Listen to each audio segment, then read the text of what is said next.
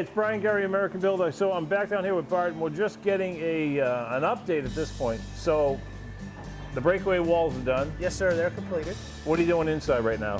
We're just doing some paint prep and getting ready to start putting paint on the walls and getting done with the tile in the bathroom. Oh, the bathroom tile, cool. The cabinets are in for the big, huge kitchens. They're covered up. I take it there's some crazy something, granite or something underneath there, yes, right? Yes, sir. Some, we call it Caesar stone, and I've ordered my plumbing fixtures today, and they'll be in towards the end of the week. And once again, the weather on January 5th, not that bad. What is it, 70? Yeah, it's a little cold today. Yeah, it's cold. Yeah, it's probably chilly for you guys. So let's just take a look around for a second, and obviously, there's roofing going on at the same time. So we're getting the metal roof on. Even though we went through a couple of weeks of holiday break, you got a lot of crap done here. Yes, sir. You're really moving along. We could work every day except New Year's Day and Christmas Day. So yeah, I guess you should have a couple of days off. I see the dog is stressed as usual. Yes, sir, he is. Yeah. That's Willis. You talked about these breakaway walls before, and I got a question for you. How pissed off is Mother Nature gonna be to blow this thing out of here? Because, dude, really? Well, personally, I've never seen Mother Nature get to blow one out. That mad, right? But the science behind it is the breakaway part happens on the ends. What's the dog? Where this is the louver paneled wall is connected to the mason. Right. We only do it with 2 fasteners. Okay. So when the hydrostatic pressure hits the wall, the whole wall comes down.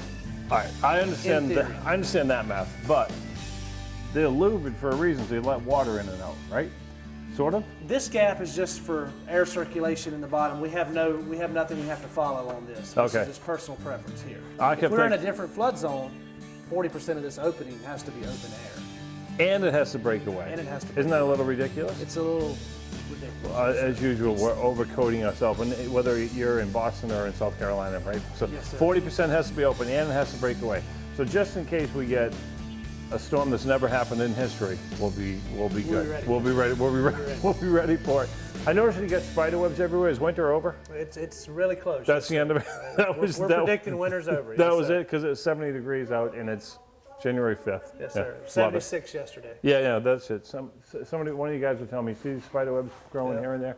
That's probably something that can kill me because I don't know the bugs here. The dirt daubers will be out soon too. Oh yeah, but not in our blue ceilings. They won't be. Blue ceilings. You want me to get this to the dumpster for you? No, sir. No, sir. We're actually don't tell me. We're gonna remove this nice, beautiful glass and put in double-sided mirrors, and install this door. We'll take off the church school superintendent. This might go somewhere else in the house. I bet. Just as a little reminder, and it'll go to the master bedroom suite. It's what the homeowner had bought it from a antique market here in town. So as a homeowner, can you do us builders a favor? Can you stop bringing things like this to a construction site, because we're going to kill ourselves to put it in, and then you're going to throw it away anyway. I'm just saying. So you're going to replace all the glass, you're going to sand it down, you're going to take the hardware off, right? Yes, so technically between you and I, you're going to make an old door a brand new door. It's not even going to look like this door, and we're going to have a sign from some church. Yes, sir. But and it'll cost 3 times the amount. A 3 all day long, and it's not going to match a damn thing in the house. So it seems like a pretty basic roofing system. It's like you're making an oven up there. Is that because you sprayed the inside? Yes, sir. On this particular job, we sprayed the roof line with closed cell foam insulation. Gotcha. And then on top of that, on the outside of the sheeting, we use what we call a high-temp ice and water shield.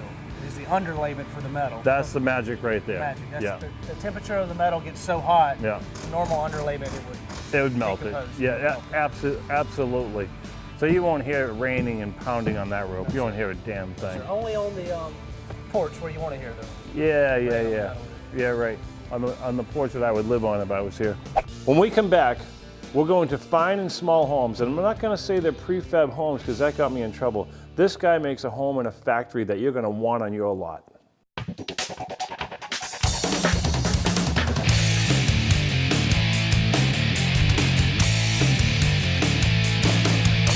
I'm down in South Carolina. Ted, how's it going, brother? Good. How are you doing, Brian? Good. So I'm actually happy to be putting these in and not in the cold areas of Philadelphia.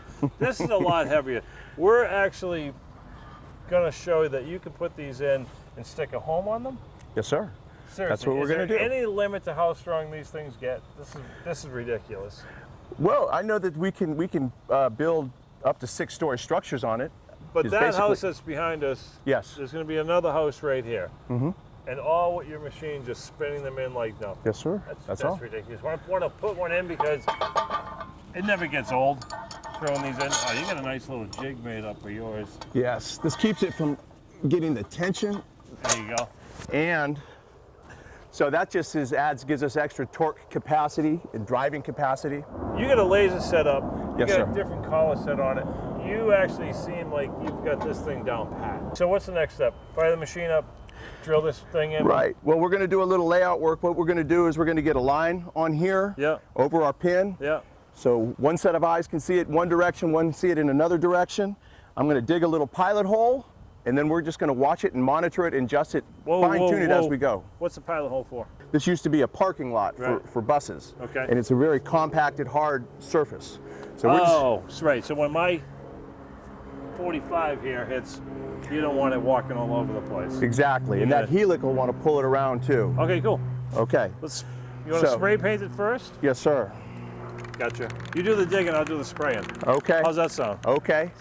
See how smart we are from New England? You want to watch. I went overkill for you. So then you do a little teeny starter hole. Yeah. Just to get that thing started. It's not much, it's just give it a path of least resistance, so to speak. Exactly. Oh, it is pretty hard. Gotcha.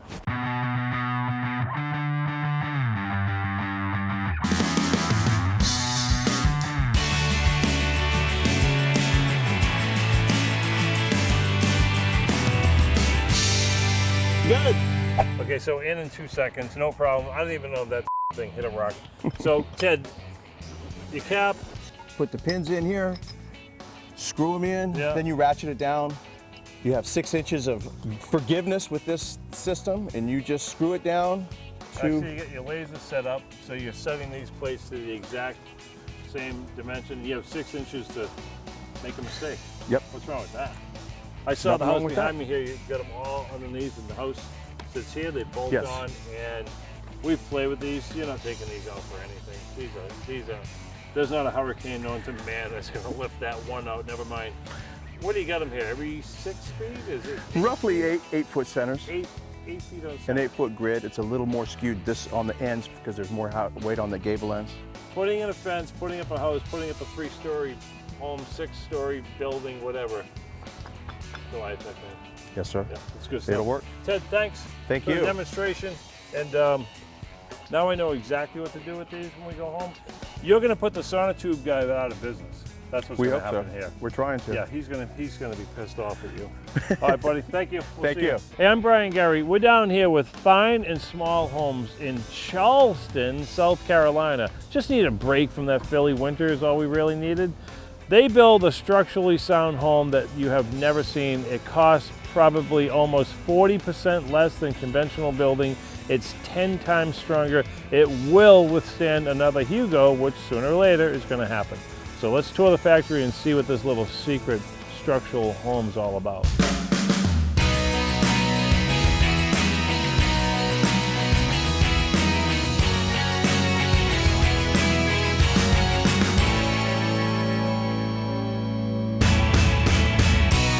I'm Brian Gurry. So I have grabbed Nicholas for a second because I get a lot of moving parts here. We went across the street, we got GoliathTech putting things on the ground, and you've got the strongest system in the world below level. And according to you, you get the strongest system in the world above level.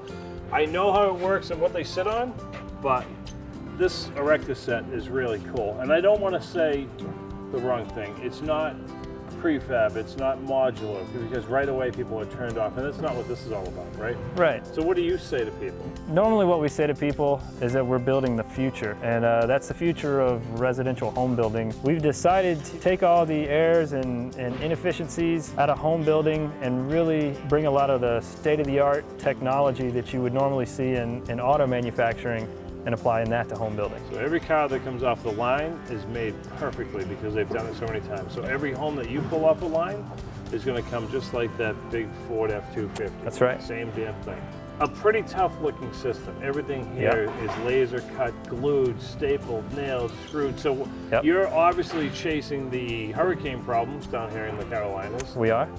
There's a lot of areas that we've been that there are no more homes. A lot of driveways.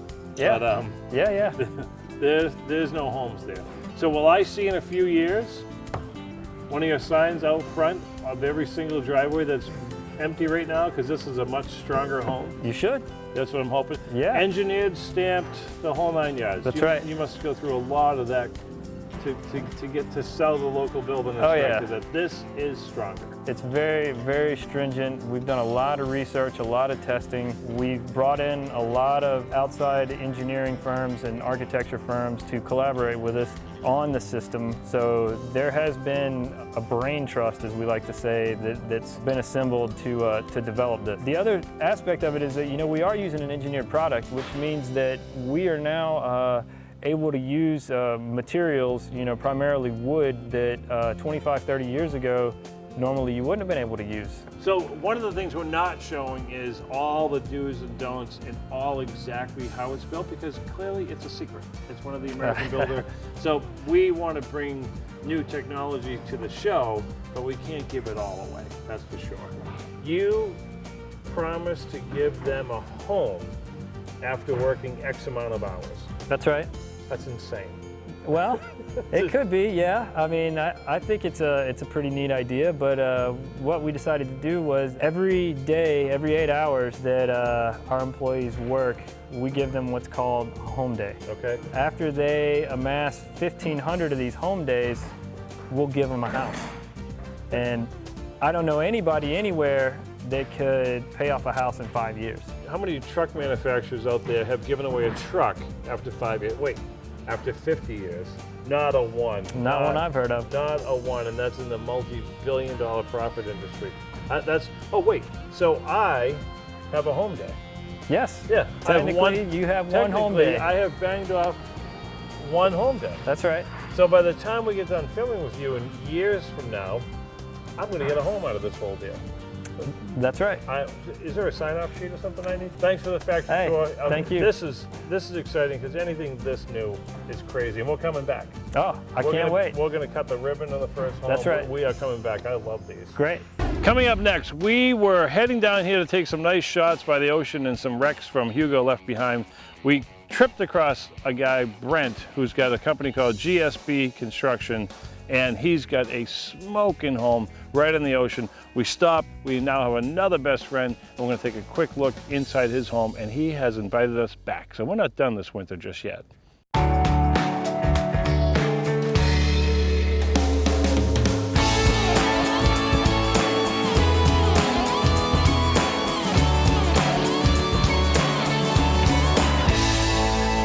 So the producer and I are staying out of the winter the best we can. So we're still down here in Folly Beach, and we come across Brent, who is building a ridiculously gorgeous home.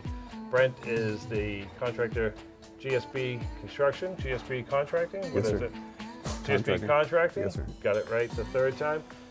You have, first of all, you're about 15 feet or better off the driveway. Yes, sir. It's one of the highest houses we've seen. That's why we stopped. Yeah. Did you have to do that? No, not really.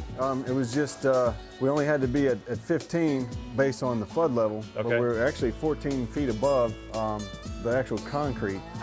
But I don't know, one guy was saying that he might have an RV that he's putting in here. I was going to say, if you get 14 feet of water, if that goes up 14 feet, I don't even care about my home at that point, because I'll be about 200 miles that way. There's not a chance of it. It's a rehab though. It was a home, and you just took it up and blew it out and Added to the top. Yes, added sir. on the floor. It actually had the main floor, and there was a bedroom upstairs down the middle with an office in the back. So we just blew it out and then added on the front double decks, Gotcha. and then added 2 decks on the back. So you got the river behind us, is that Yes, what sir. I'm calling it? The river, yes, sir. The river behind us, the ocean in front of us, so when you get to the top floor, you can see both sides of the That's house. right. Yes, sir. That's worth $1 million right Yes, there. sir. There's a lot of extra tie downs and bulkiness and screws, and everywhere you look, there's extra. Obviously, it's code because of Hugo. Yes, sir. Or the other 10 storms that went through here. What's the biggest challenge as far as I mean, first of all, what I think is, how do you actually bid a job as a GC this magnitude? Because everything's changed. This is a slow build. You can't do this piecework and blow it out. It's well, bidding is bidding very carefully and making sure you read all the notes. Yeah. Because there's different hangers and you know, of course each hanger has a price to it, and installing it. So you're like double, triple, quad beams. You got stuff here that we would never do back home. What about the inside or the second floor, the third floor now? Any big walkways or jacuzzis or outdoor space or anything more than this beautiful deck was sitting? Decks. Yeah. Decks, ocean, That's decks, right. ocean, Yes. yeah, right. And then a lot of windows with a lot of views and doors. So did you have to bring everything else up to code? As far as windows and all that? We did, yes sir. All impact glass. Yeah. The exterior doors are all impact glass. Gotcha. Yeah. Had to redo the wiring, and the AC units had to bring those up as well. I see. Where are they? The AC units? Because they're never on the ground either. Yeah, they're on the side about 15 feet up. It's incredible. I guess it cuts down on people stealing stuff from you too. You're 15 feet in the air with the HVAC system. So Yeah. Where's the kitchen on this mess? Upstairs, It's downstairs? actually an inverted plan, so the kitchen is on the top floor. Really? Yes, sir. That's pretty cool. So, you know, a lot of people are doing that so that they can enjoy the view. Yeah, right. And have the kitchen and socialize and hang out on the porch. So the bedrooms have the least view, and the living rooms and the kitchens with a great view. That actually makes a lot of sense to me, right? And this area of Folly, this is like just somebody's summer home. This isn't even like the home home. Yes, right? sir. Yeah, most of them are. The people that own this live out in New York. Yeah, right. So. This wouldn't be bad for a second home. No, sir. Yeah. And what's the first floor or the underneath? It's just nothing but parking and all because of water. Do you have to put the? Are you putting in the walls that we've learned all about as far as the washaway walls? The and all that breakaway kind of wall? crap? No, sir. You're not doing that here. No, it's all exposed. It's all exposed. Yes, sir. Well, you're at the end of the beach and you're close to the ocean, so I would guess even a halfway decent storm, this house is going to see a lot of. This is right in the thick of it right here. Yes, sir. So the whole place is going to be weather tight, and we stopped all you guys for a minute, and we hate to bother local contractors, but I appreciate your time. You don't mind if we just look around for a No, little sir. while? Go right ahead. Great, nice meeting Thank you. And the next time we're down here filming, we're going to come back and bother you. Yes, sir. Okay. That'll work. Thank you. Hey, I'm Brian Gurry. We're back from Charleston, South Carolina, which I really wish I was still there. But now I'm behind in like 100 little things. Got a restaurant that called, there's some drain problem. I have like a list of things, but I'm going back to Charleston. Trust me. This New England weather and I, not getting along. All right, Marcy, what's the problem? So what's happening here is underneath this mat. Oh, not this one. Yeah, right under here. And when you step on it, all the water comes up. Explain that to me. Oh, it looks So what's happening at night is people are walking by and this is just all turning into a big puddle. Like, oh, that's gross. I'll go get some concrete. I'll take that off. I'll try to set it somehow. I don't really have a lot of room to get in between here. So I'll do the best I can by feeding in dry concrete. You know what else? It smells bad too. I thought that was just me. No. It does stink, but that's just mop water after night after night after night, and it's just sitting in there. So I'll try to get it out the best I can. We'll dry it off. I'll put some dry concrete around it, put the mat on it, but if you can like not mop this little area for a night and just see if tomorrow if it makes any difference. I don't really have, like I can fix anything in the world because I'm good, but you know what I mean? I can't get under it. That's gross. I got an idea for that, but now that she's gone, one thing I like working on restaurants, your bacon going back there, free beer. Well, that's really good. Hopefully she doesn't come back. All right, let's get some concrete, run right back, check on the bacon, we'll be good. The deal is, my idea is that, you know, you mix this into the box, into the bucket, I mean, and it sets. My idea is to try to get some of the dry into the crack around it because there's just no room to work. So idea number one, fill as much as I can around that crack and see how it goes. Idea number two, when that fails, which it will, I'll just come back and put caulking around the edge. But right now, if I can just feed in plenty of dry and see how it works overnight. I don't know. Not all my deers are winners, but we'll see. Grab a beer, have some bacon, fix the leak. It's all good. Oh, probably a little warm.